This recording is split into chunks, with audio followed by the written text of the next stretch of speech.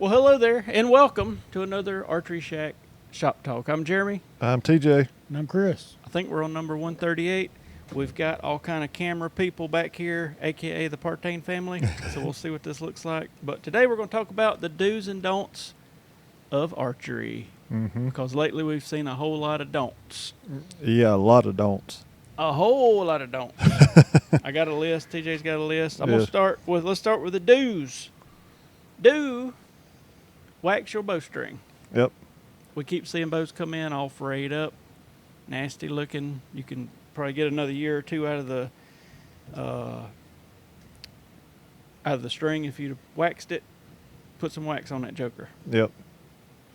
One I wrote down was inspect your airs. That means, check your nocks, flex your air shafts just to see if there's a crack or any kind of, because I done it this year. I was helping tuning up a bow, grabbed the guy's air, didn't think nothing about it, and it literally, I took the carbon and raised it up from the air. Luckily he was shooting very, very low poundage, but that was bad.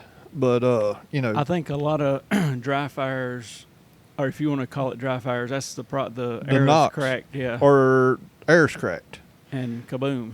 If you've got a knock that you can literally just grab a hold to and just bloop, either A, bad knock, or B, that's a questionable air, and I would probably just chunk it. A lot of lighted nocks, regardless of the brand, I think it's because they're heavier and made different and all that, they'll start opening up. And if, like TJ said, if they don't click on good, chunk them. Yeah. Do check your module screws if you got modules on your bow, which is most of them now. A lot of bows come in, rattling modules, and at some point they come loose. Had a guy the other day, his had jumped. Basically, he had like a 29-inch draw on one cam and a 28 on the other, and his arrows were coming out of there like something crazy. That's what it was.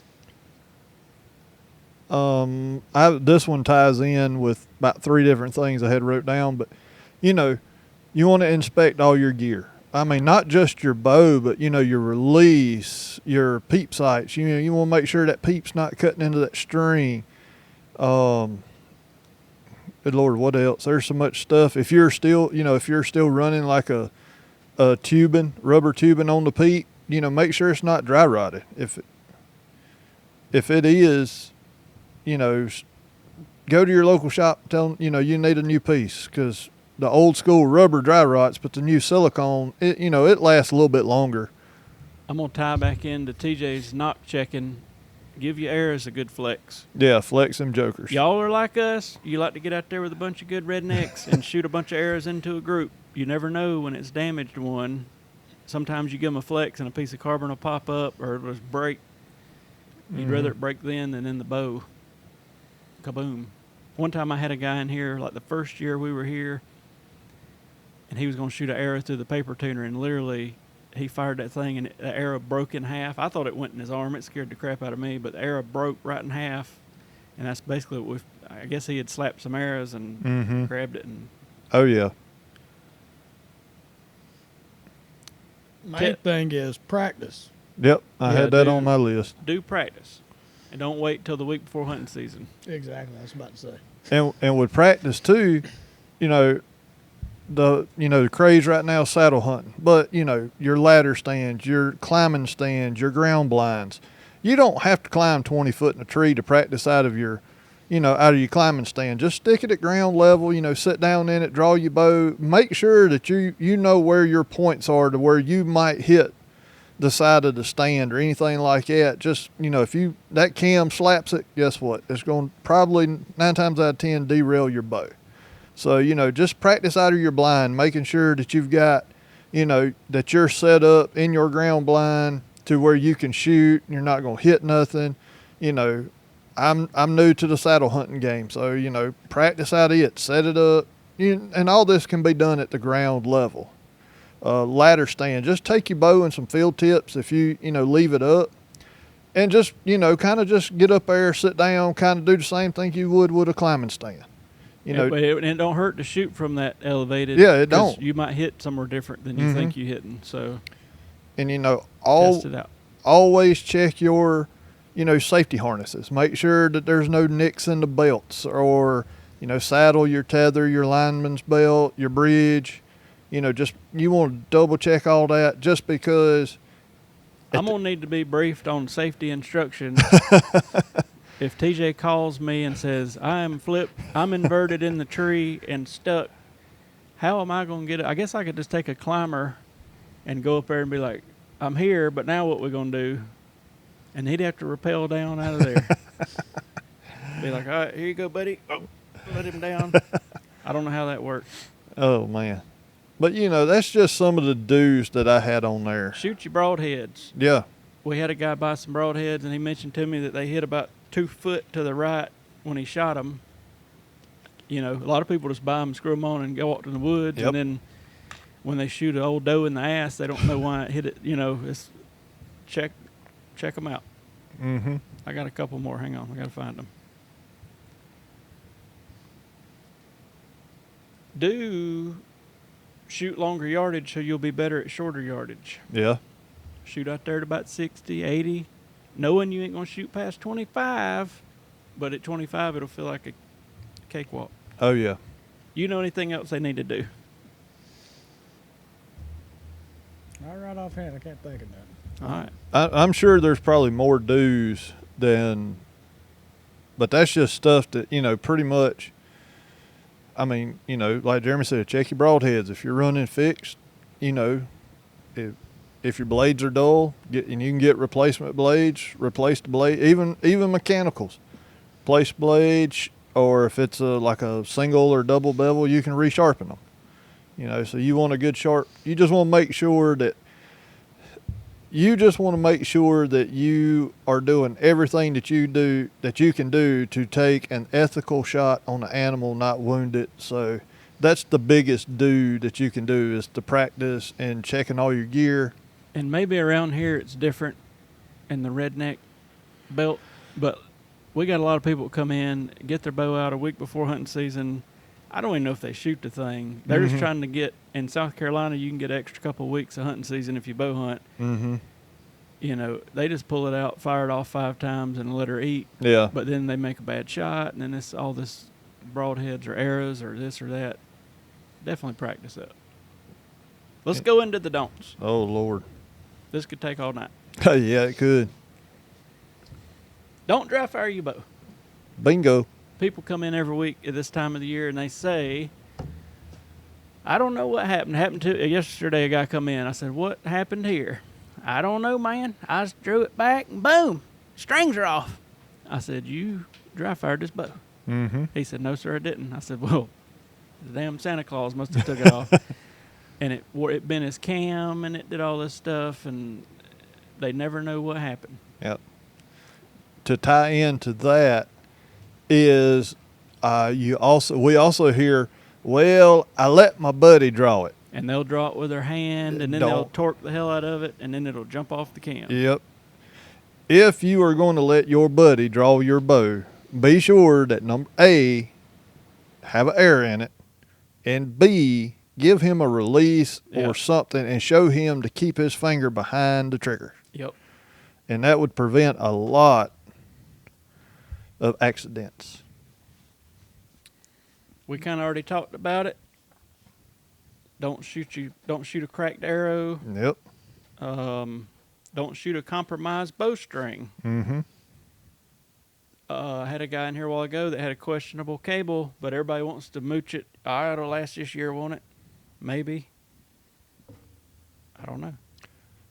And I'd wrote the same thing as far, don't draw with these, especially with the newer bows and their technology, don't draw it with your fingers.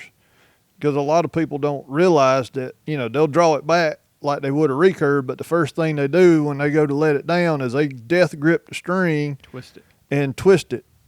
It'll derail it. And all this let off and little bitty bows Yep. now, there's a good chance of that happening.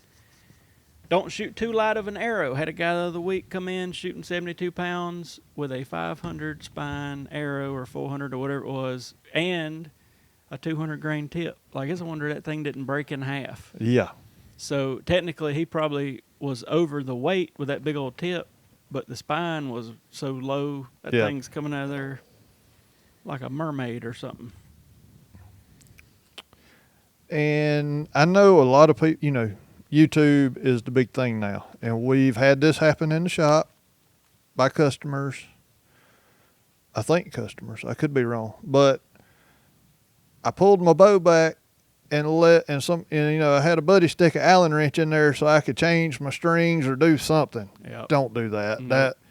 That Allen wrench can slip out in a heartbeat. Now I know there's a couple bows out there that are designed to put a wrench. What is it? The APA I line. think some of them, yeah. Um, But it'll warp your cam is the main Yeah. thing. I seen a guy do it one time, and it really jacked his cam up. I don't know about all that. I just don't know. Don't shoot too much poundage. Yeah, don't hurt yourself. mm-hmm. Chris bought an 80-pounder. Partain did. over here bought an 80-pounder. He's happy about it. Pull it back. I pulled it back. I probably pulled it back 5 times, and then after that, I was done for. Don't leave your bow in a hot car Yep. or a shop that gets super hot and cold. We had a Hoyt in here this week, and I don't know if somebody set fire to that bow or if it's been in that much heat. But like the paint was peeling off the riser, the bushings in the cam were real sloppy, and it basically, after some questioning, he's left it in the attic of a shop every year. So like, Lord. Yeah. What was it? We took that thermometer, that laser thermometer we got on one, because when he handed me the bow, I pretty much had to set it down because A it couple was, times a year that happens. and about it right was now. hot. Yeah, like you can't even hold it. It's so hot, and they don't have a clue. Yep. I left it in my car while I was at work. And here's a don't on that. If you have a crossbow, don't leave it cocked in a hot car. Yeah, honestly, I don't know why people leave them cocked for more than a couple hours while they're hunting anyway. Guy that called a while ago, he said, I put my strings on my Raven. It's been cocked in my closet for 48 hours. Mm-hmm. Why? That's stupid. Yeah. Leave that thing, if you put any strings on, leave it cocked for 20 minutes, 15 minutes, 10 minutes, whatever. Shoot it a time or two, you're good to go. All you're doing is putting maximum stress on them limbs. And strings and Yeah, cables. the whole 9 yards. And then, I just don't know. But yeah, we had a guy, this is no joke, he left his crossbow cocked in a car several years back. It exploded. The limbs cut slap in half, tore the car up. I mean, it didn't like, you know, I mean, I'm sounding dramatic, but like it ripped the back seat, you know, Yeah. and like busted out of the case and all this stuff. And he come in wondering why it did it. I was like, good God, man. Yep. Let's see here. This is kind of a two-parter, but the biggest thing that this time of year that we see is pretty much your Plano bow cases that, you know, we sell, Cabela's, Sportsman's, Academy, wherever. Don't store your broadheads in that arrow holder in the top of the case. I wish I could have videoed the guy earlier. He had approximately 9 arrows free floating in the back of his case, not hooked to anything. And I handed him his bow back, and I said, buddy, you might want to, that is not going to work, because he didn't strap his bow in or anything. And the string was like half an inch from all these broadheads. He had a little case in there, and he literally kind of looked at me like I was stupid and laid the case on top of the broadheads. And I thought when he picked that thing up, I was just waiting to hear boom. Yeah. I guarantee you 1,000% next week we'll confirm that on his way home that bow blew up. But I mean, Yep. I told him twice. That's just the biggest thing. You know, leave your broadheads in your quiver. I mean, most bow cases you can, depending on your bow and everything, but most of the time you can put them in your case, in the quiver. Don't leave them exposed in them holders, because that's just an explosion waiting to happen, really. Here's a pet peeve of mine. I keep seeing these people post. It's actually one guy that just gets on my nerves, but several people have posted it. Is broadhead tuned? And it'll be him shooting like 4 broadheads at the same target, and it's ripping vanes off and cutting carbon. That's just stupid. Yeah. Aim at a different dot or shoot, I don't know, but like, no shit. If you got a 2-inch cut, it's going to tear the damn arrow up. Yeah. anyway, I don't know why that pisses me off, but I see that and I'm just like, for the love of God, people. I mean, it's just crazy. It's like they from Belton or something. It sounds about like hometown. Let me go back to my list. But yeah, I cringe when I open or somebody opens a bow case and there's like a Muzzy 3-blade or old Thunderhead 3-blade just right there, and I'm like, oh man, this.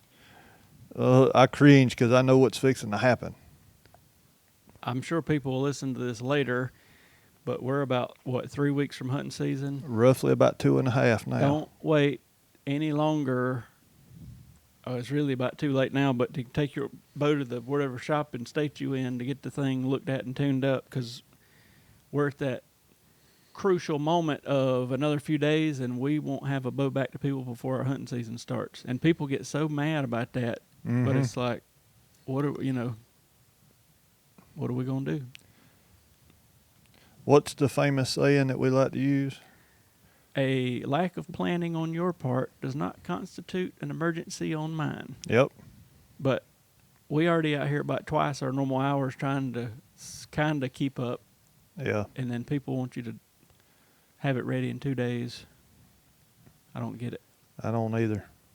I don't know of another industry where the whole year, 9 months out of the year or 10, whatever it is sort of easy and whatever, and then 2 months out of the year is completely wild, and like that's when you do 80% of your business. Mm-hmm.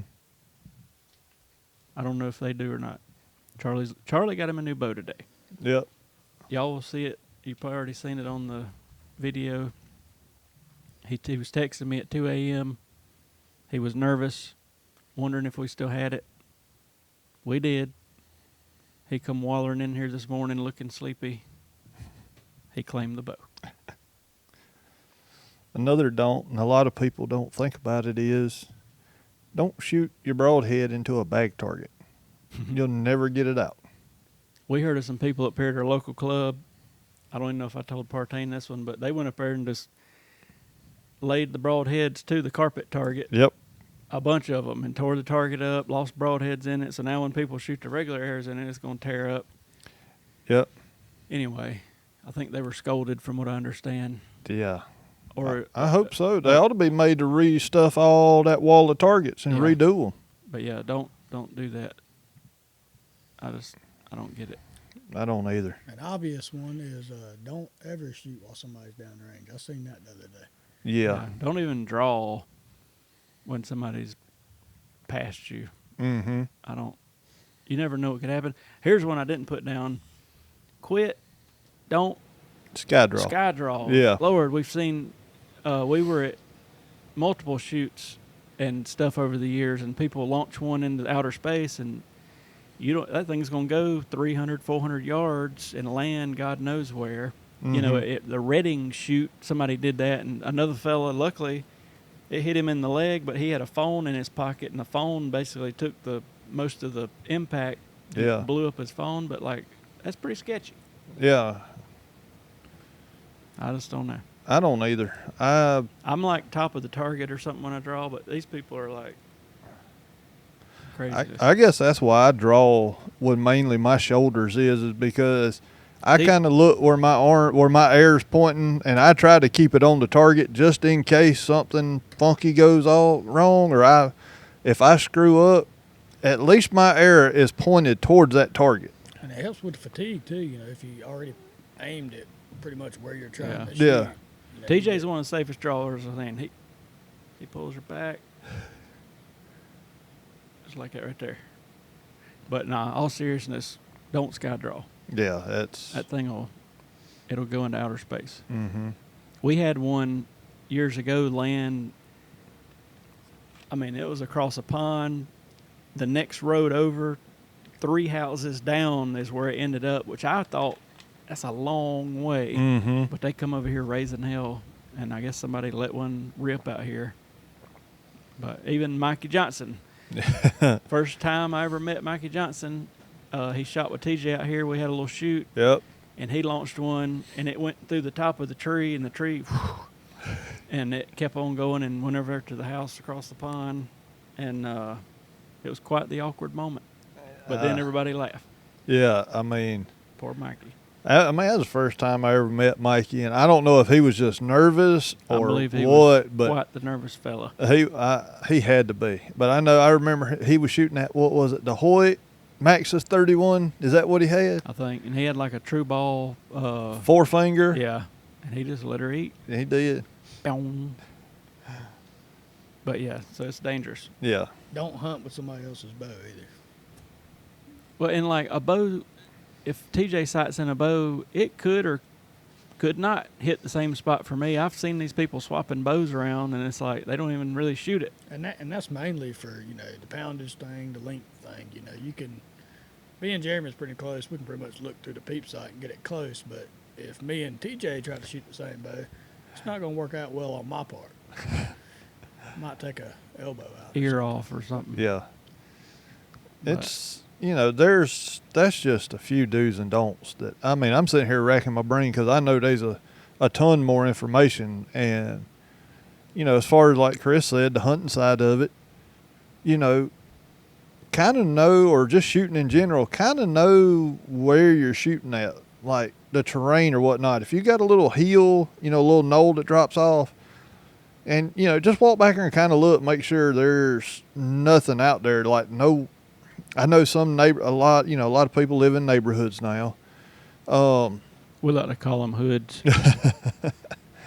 But, just kind of see where everything is. I mean, most people are only shooting 20, 30 yards, maybe in their backyard. But, just kind of see what's behind your target. And, if you have to, you can build a backstop. We've talked about that on previous podcasts. You just want to be as safe as possible. Safety first. That's right. I know a guy that lived right down the road that didn't have the appropriate backstop and shot his daddy's Chevrolet dually right in the door, and the arrow stuck. And he told me about it and then showed me the big hole in the door, and I was like, good God. Yeah. And then don't pull your bow back. This is back to the dry firing, but don't, even if you're just checking something, put an arrow in that thing. People pull it back to check something and Yeah, I hate even with our safety releases in here, I still love to put an arrow in there because you just never know, like if for some freak incident a loop breaks or, just something like that. I'd much rather have an arrow go through a quiver on the wall or the top of the target back here in the back. I would just much rather that than a bow blowing up. Yep. Which we do have a few holes in the door, so. People shot through the doors and the back door, and the TJ had some guy shoot a quiver off the wall. I've only had one dry fire, believe it or not, to date in this shop. They used to have them all the time at Bucks and Bass, but that was, I feel like people are more, they don't snatch them back with their fingers as much. Yeah. It's like, hey, put this safety release on. Mm-hmm. Back in Bucks and Bass days, like, it was pretty common. My favorite, a guy snatched back a carbon high country, let it go. Pieces of the riser carbon flew off and hit the wall, and like 2 or 3 bolts came off the cams. And I was in the range or somewhere, and I hear it happen, and I bolt out there, and the guy runs out the door and like peels out of the parking lot, and there we are with a blowed up, or it didn't blow it up, but with a tore up bow. Mm-hmm.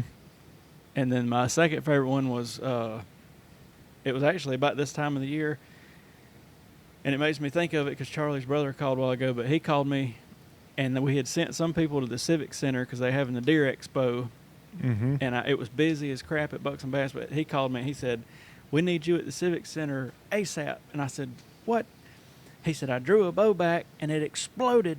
And he said, there's a part of the bow in the ceiling of the Civic Center. And I said, you have got to be shitting me. So I haul ass up there, and he pulls that. It was a Matthews at the time. I don't remember which model, but he pulled it back, and him and Rusty were the world's worst about this. They said, look at all this let off, and they pulled it away from their face, and it blew all to hell because it derailed, and when it derailed, it cut the string, and he said, I bet there's 25 people that seen it what are we gonna do? And I said, ain't nothing we can do now, you know. Mhm. But anyway, it's funny now. At the time, they were very serious about it. Yeah, I mean, that was a big deal. Anyway, Mm. we ain't heard much from Chris. Trying to think. He's mute. I didn't get a heads up. I didn't have notes. I know. I know. I've been trying to write stuff down all week, and I keep forgetting. Wonder if Partain knows anything. He don't know nothing. Charlie don't know nothing. Well, crap. I'm sure in the comments y'all can let us know of other stuff Oh, we didn't yeah. think about, but you know, just simple stuff. Wipe your bow down if you get it soaking wet in the rain. That's a big. I just happened to think about that. Don't. Don't put oil Yeah, good God. on the cams or in the bearings. You know, like, oh, well, it's got a bearing in it. I'm going to put a drop of oil. Don't do that. Those are sealed bearings and everything, so they're pretty much good to go. Just wipe everything down. Yeah, they'll come in with dirt clogged Mhm. in them and just craziness going on. And a cable slide Yeah, don't on the put rod, anything on it. don't put any kind of oil or WD-40 on there thinking it's going to quieten it down or make it easier for that slide. That actually makes it worse because it'll grab and Yeah. Don't continue to shoot a bow if it's cracked or frayed limbs or. Yeah, we had that. I think we talked about it last week. I had that guy come in. TJ's probably got a better story from this week. oh man.